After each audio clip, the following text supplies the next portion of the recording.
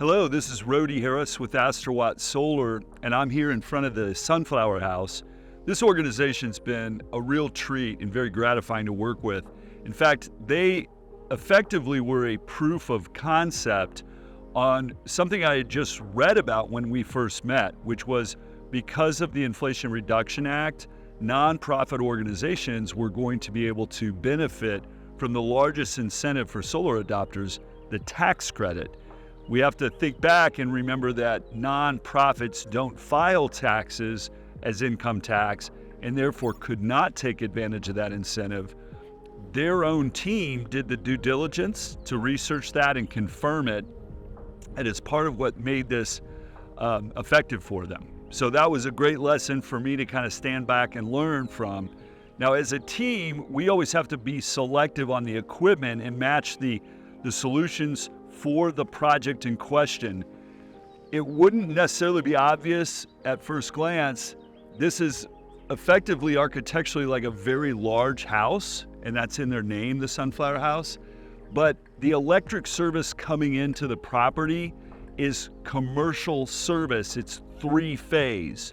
So if you're not sure if you're three-phase electrical or not, that can be one of the questions you run by us. There's ways for us to confirm that. Typically, we do have to go to an on-site visit, but we can also research your electric bill and the category that you're in. But what that amounted to for us is that we had to select the right inverter. So inverters have to be engineered to be compliant and play well with three-phase electric. We've used Enphase for many years, and Enphase is a very established manufacturer in the solar space. They make microinverters. Some of the advantages of microinverters is that you eliminate single points of failure. Each panel gets its own microinverter. But this is a fairly new product for them. This is their three-phase commercial microinverter.